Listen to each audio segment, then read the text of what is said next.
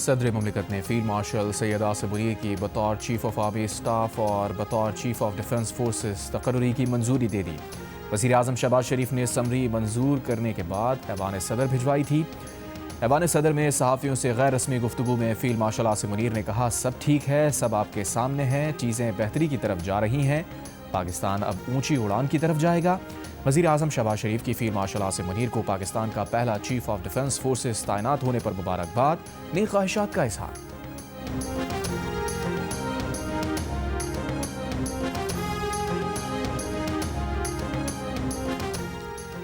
اب سے عظما خان کی بھی بانی پی ٹی آئی سے ملاقات نہیں ہوگی، حکومت نے فیصلہ سنا دیا۔ وفاقی وزیر اطلاعات اور وزیر قانون نے مشترکہ پریس کانفرنس میں کہا، بانی پی ٹی آئی سزا یافتہ مجرم ہے، قانون قیدی سے ملاقات میں ہوئی گفتگو پبلک کرنے کی اجازت نہیں دیتا، نقص امن کا خدشہ ہو تو جیل سپرنٹینڈنٹ ملاقات رکوانے کے لیے با اختیار ہے، اڈیالہ جیل کے باہر تماشا لگانے کی اجازت نہیں ہے، خلاف ورزی پر آہنی ہاتھوں سے نمٹا جائے گا۔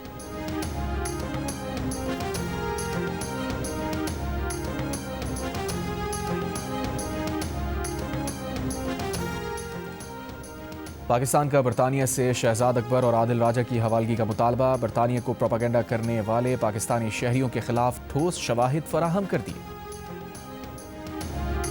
سینیٹر فیصل وارا نے کہا ہے کہ پہلے جو کہا وہ سچ ثابت ہوا، آئندہ بھی ان کا کہا درست ثابت ہوگا، جو سدھرتا رہی اس کو سدھارنے کے بہت سارے طریقے ہوتے ہیں، کل پرسوں کا انتظار کریں۔ خیبر پختونخوا کے عوام کی غیر قانونی طور پر مقیم افغان شہریوں سے متعلق وفاقی حکومت کے فیصلے کی حمایت۔ عوام کا کہنا ہے کہ وفاقی حکومت کا غیر قانونی افغان شہریوں کی واپسی سے متعلق فیصلہ مثبت اور قابل ستائش اقدام ہے۔ جتنے بھی غیر قانونی مہاجرین ہیں انہیں ان کے ملک واپس بھیجنا چاہیے۔ کہا، حکومت افغان مہاجرین کو باعزت طریقے سے واپس ان کے ملک بھیج رہی ہے۔ پاکستان نے 40 سال افغانوں کی مہمان نوازی کی اور افغان وزیر خارجہ بھارت سے مدد مانگ رہے ہیں۔ افغانستان کے لیے اقوام متحدہ کی امدادی اشیاء پر مشتمل 6 کنٹینرز تورخم اور جمرود ٹرمینل پہنچ گئے۔ افغان حکام کی اجازت کے بعد امدادی کنٹینرز کی کلیئرنس شروع ہوگی۔ کسٹم ذرائع کے مطابق تورخم ٹرمینل پر 2 اور جمرود ٹرمینل پر 4 امدادی کنٹینرز میں ادویات اور طبی آلات ہیں۔ پاکستان نے اقوام متحدہ کے امدادی اداروں کو افغانستان میں امداد پہنچانے کی اجازت دے دی ہے۔ ترجمان دفتر خارجہ کا کہنا ہے کہ پاکستان افغان سرحد انسانی ہمدردی کی بنیادوں پر جزوی طور پر کھولی گئی ہے۔ افغان سرحد تجارتی سرگرمیوں کے لیے اب تک بند ہے۔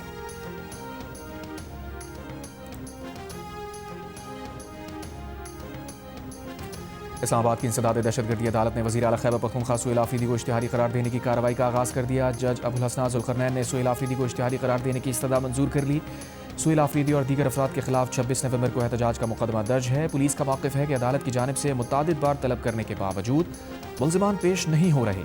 عدالت نے قرار دیا کہ ملزمان جان بوجھ کر گرفتاری سے بھاگ رہے ہیں۔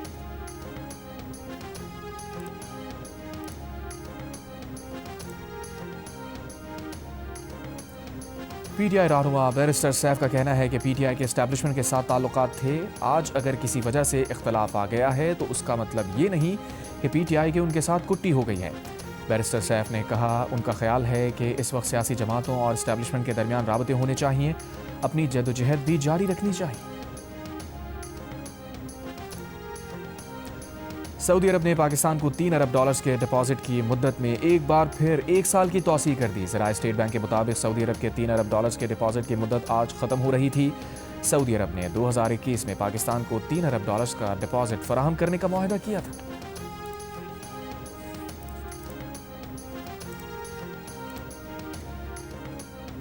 Chairman Pakistan virtual asset regulatory authority Bilal bin Saqib نے کہا ہے کہ پاکستان جیسے ابھرتے ہوئے ممالک کے لیے ورچوئل ایسٹس کی ریگولیشن معاشی ترقی کی کنجی ہے۔ دبئی میں بائنانس بلاک چین ویک کی تقریب سے خطاب میں انہوں نے کہا، پاکستان دنیا کے لیے کرپٹو ریگولیشن کا مؤثر ماڈل بن سکتا ہے۔ تقریب میں یو اے ای کے آرٹیفیشل انٹیلیجنس کے وزیر عمر سلطان بھی موجود تھے۔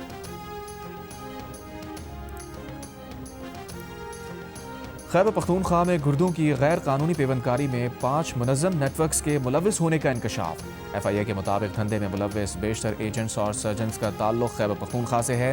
گردوں کی غیر قانونی پیوندکاری کے 40 سے 50 لاکھ روپے تک وصول کیے جاتے تھے۔ پیسوں کے عوض گردے فروخت کرنے کے لیے پنجاب کے بھٹوں پر کام کرنے والے مزدوروں کو لایا جاتا ہے۔ کارروائی سے بچنے کے لیے سینٹرز گھروں میں قائم کیے جاتے ہیں۔ اس سال گردوں کی غیر قانونی پیوندکاری کے الزام میں 18 ملزم گرفتار ہوئے۔ 5 मराकज़ को सील किया गया।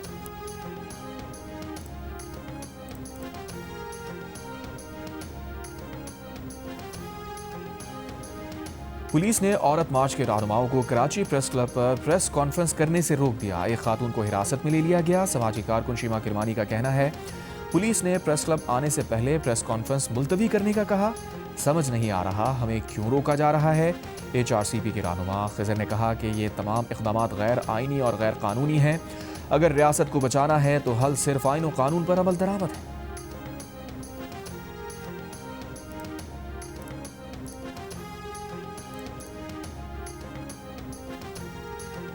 रूसी सदर पुतिन 2 रोज़ा सरकारी दौरे पर भारत पहुंच गए। नई दिल्ली एयरपोर्ट पर भारतीय वज़ीर आज़म मोदी ने सदर पुतिन का इस्तकबाल किया।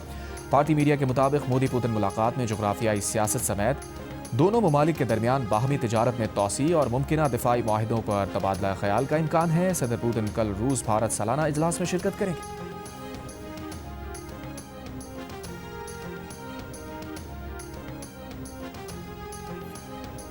अमरीकी शहर डेलावेयर में असलहा रखने और हमले की मनसूबाबंदी के इल्ज़ाम में एक शख्स गिरफ्तार। हुकाम का कहना है कि 25 बरस के मुलजिम लुकमान खान की गाड़ी और घर से भारी असलहा और गोला बारूद बरामद किया गया।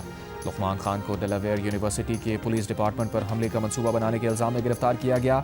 इस्तग़ासा के मुताबिक मुलजिम को 11 दिसंबर को अदालत में पेश किया जाएगा। तर्जुमान दफ्तर खारजा ताहिर इंदरावी का कहना है, अमरीका में पकड़ा गया लुकमान खान पाकिस्तानी नहीं, अफगान शहरी है।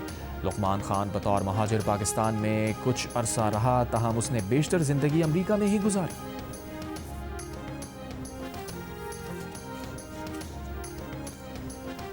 दाइश की मावनत के इल्ज़ाम में अमरीकी रियासत वर्जीनिया से अफगान बाशिंदा गिरफ्तार। अफगान बाशिंदे को इमिग्रेशन कस्टम्स एनफोर्समेंट ने कल गिरफ्तार किया। होमलैंड सिक्योरिटी के मुताबिक मुलजिम ने अफगानिस्तान में अपने वालिद को असलहा पहुंचाया जो दाइश कमांडर है।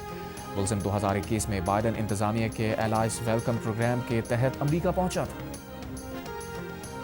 बरतानवी जामियात ने पाकिस्तानी और बांग्लादेशी तलबा पर दाखिलों के दरवाजे बंद करना शुरू कर दिए। दोनों ममालिक के तलबा की जानिब से सियासी पनाह हासिल करने की कोशिश बढ़ने पर इक़दाम किया गया।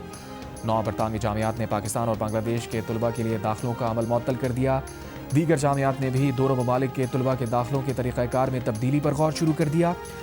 बरतानिया की बॉर्डर सिक्योरिटी की वज़ीर एंजेला ईगल ने कहा कि वीज़ा सिस्टम को बरतानिया में क़याम के लिए बैकडोर के तौर पर इस्तेमाल नहीं किया जाना चाहिए।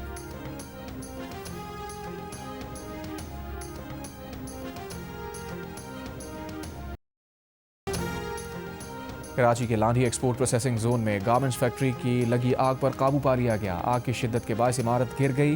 चीफ फायर ऑफिसर के मुताबिक 12 फायर टेंडर्स और 2 स्नॉकल ने आग बुझाने के अमल में हिस्सा लिया।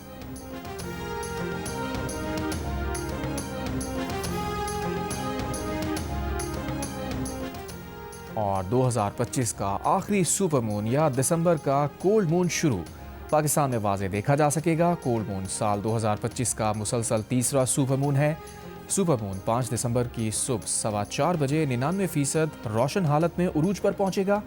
कोल्ड मून तकरीबन 8% बड़ा और 15% ज़्यादा रोशन दिखाई देगा।